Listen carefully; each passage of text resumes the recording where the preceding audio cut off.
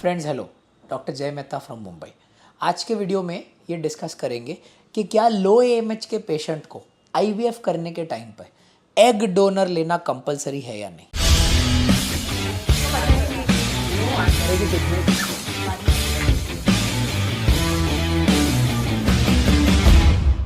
पहली बात, लो एएमएच के पेशेंट को आईवीएफ करना कंपलसरी है ये बात ही कंफर्म नहीं है। ओके, उनके में लो एएमएच में कितने सारे पेशेंट ऐसे हैं जो रूटीन प्रोटोकॉल्स जिसे हम बोलते हैं, रूटीन प्रोटोकॉल से ही प्रेग्नेंट हो जाते हैं भाई। एएमएच की वैल्यू टिपिकली अगर लेस देन 1.2 रहती है तो उसे हम लो एएमएच बोलते हैं, पर इसमें अगर फीमेल पार्टनर की एज 35 साल से कम है तो ऐसे बहुत सारे पेशेंट हैं। इनफैक्ट इसमें से मोर देन 35 to 50% पेशेंट्स अच्छे स्टिम्युलेशन प्रोटोकॉल फॉलो करने के बाद में वैसे ही they will conceive naturally. Okay, तो सबसे पहले तो ये बात ध्यान रखिए।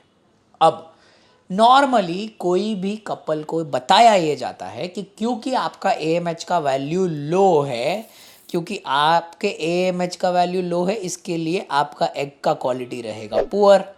क्योंकि आपका एग का क्वालिटी पुअर रहेगा, इसके लिए जो आपका एम्ब्रियो बनेगा वो बनेगा पुअर क्वालिटी का।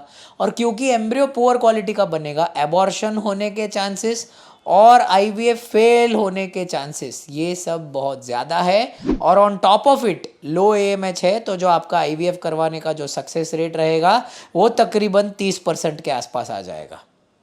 ऑलराइट भाइयों, ये सब बात एक्चुअली में राइट है, ये सब बात और पूरी की पूरी इंफॉर्मेशन करेक्ट है। बट लो एएमएच के पेशेंट को with correct stimulation protocols, okay, जिसे हम बोलते हैं बहुत सारे एडवांस स्टिमुलेशन प्रोटोकॉल्स है, जैसे कि एक एग्जांपल लिखता हूँ, dual stimulation protocols, ovarian rejuvenation जिसमें प्रीडोमिनेंटली स्टेम सेल थेरेपी आती है। ओके, ये सारे और इसके अन्यथा लो डोज एचसीजी करके एक प्रोटोकॉल है। इन हर प्रोटोकॉल के ऊपर हमारे मास्टर क्लासेस है। ये सारे प्रोटोकॉल्स में से जो भी प्रोटोकॉल आपके लिए जायज़ है, ये अच्छे प्रोटोकॉल फॉलो करेंगे तो they have equally good chances of forming excellent embryos. Okay, they have excellent chances of having successful IVF cycles. और ध्यान रखिएगा, इस एग डोनर लेने के बाद में ये बात कंपलसरी नहीं है कि आपके एक्सीलेंट एम्ब्रियो बनेंगे ही बनेंगे।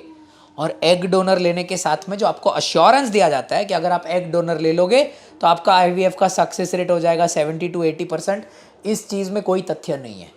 क्योंकि नॉर्मली एग डोनर लेने के बाद में भी अकॉर्डिंग टू द लॉ के हिसाब से आई एम श्योर हर बंदा ऐसे ही क्लिनिक में जा रहा है जहाँ पे कायदा करेक्टली फॉलो हो रहा है, बराबर। लॉ के हिसाब से एग डोनर भी आपको मैक्सिमम 7 to 80 एग्स में इक्सी करने का परमिशन मिल सकता है। इसका मतलब 7 से 8 एग में आपके 2 से 3 ही अच्छे ब्लास्टोसिस्ट एम्ब्रियो टिपिकली बनते हैं।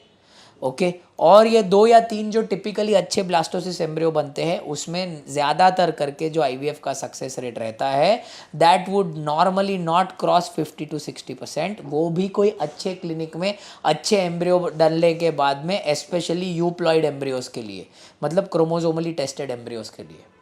तो जब कभी भी आपको लो एएमएच है, ध्यान रखिए, पहली बात तो आप में आईवीएफ ज़रूरी है या नहीं ये डॉक्टर को पूछो।